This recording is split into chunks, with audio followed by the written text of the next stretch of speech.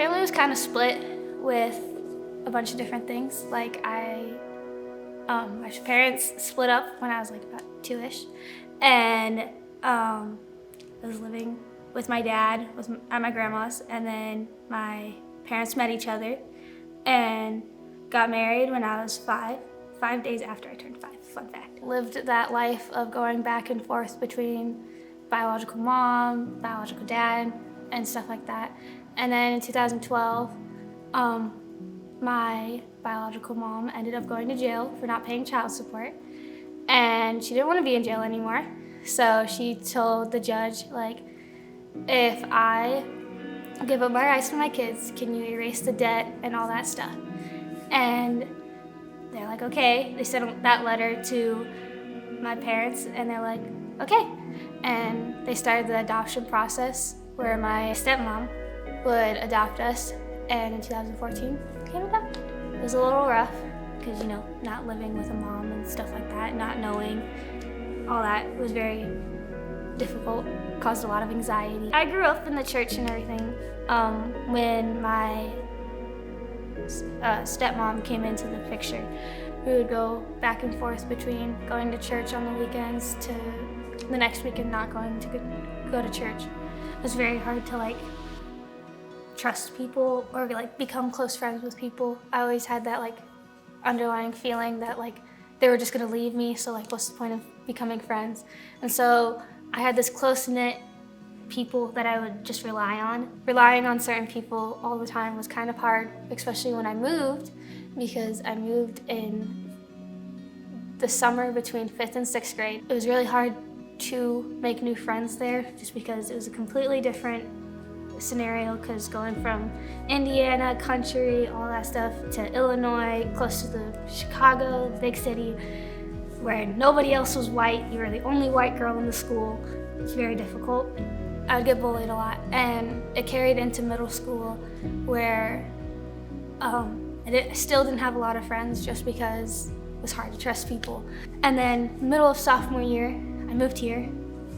It's where everything turned. First impression of SwitchUp was kind of a weird one because COVID was still around, and SwitchUp was doing these like to-go snacks things. And so like you'd get off the bus and the SwitchUp was right there. And they're just like they're smiling and like, take a lunch. And it's like, oh no, I don't need to, like save it for somebody else. And they're like, no, take a lunch. And I'm just like, okay. And then Sarah is just persistent, because you convinced Sam to take one, because Sam's always okay with food, he's my brother.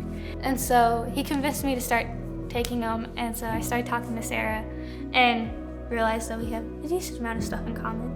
When I first came here, you could always tell that family was like a big thing. I think it's really cool because even though we all know it's just like fun and games, like they've all become like really close friends within that, just because they'll think of each other like, oh, this is my sister, or this is my brother. And so like, they treat them differently than if it was just a friend. I have more middle school kids that will come up to me and say hi and like talk to me more than the high school students. I would walk in the halls with like my high school friends, and I'd have like 5 kids like in a row. Hi Sarah, hi 2.0, and all that stuff. And my friends would just like look at me, and I'm just like, it's from the SwitchUp. I wanted to make smoothies, and I would always like ask Sarah if I could make smoothies. All the kids would start asking me, they're like, I want one, can I have one? So since October, we have been running Cafe 2.0. So we had to figure out through core how to make this business without making a profit, and like what would we do with the money that we make. We ended up going to Forgotten Children. We helped sort clothes and all that stuff. And through Forgotten Children, they sponsor kids, and we were like, we should sponsor a kid through them. I've always wanted to help people, but I could never figure out like how I wanted to exactly help people. This past year, I ended up realizing that I wanted to go to college for social work, like OG. And so I didn't really know how to find a college or what type of college I wanted. So I decided to talk to OG about it. So I was trying to decide between Moody, Johnson, and Taylor. I ended up getting accepted to Taylor like within a week of me applying. I was really hoping that the college visits would help me. Snow happened, and so I wasn't able to make it to the Moody visit. And so it was kind of just I felt like it was kind of just a sign of hey, we don't want, God was we don't want you going here, we want you going somewhere else. I was hoping that Taylor's wouldn't snow out because it was still snowing a lot. It was just a really good experience. I got to go meet the choir director. That's when it kind of just clicked of I was able to actually visit the school. I was actually able to talk to these professors and just to see that their genuine love for what they do and wanting to help the students was just really cool. And I thought that that's where I should go.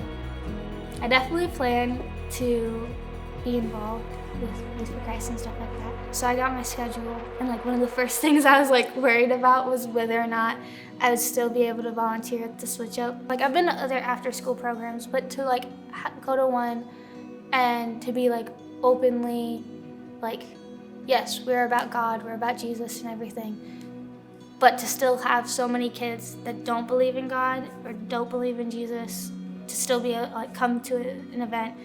And so through the SwitchUp, I realized that I wanted to do something similar to it.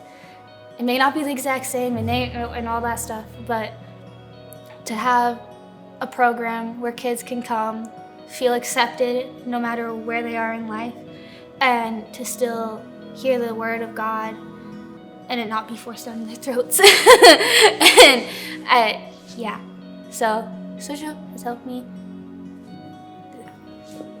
That's a wrap. Good job. Good job. Great job.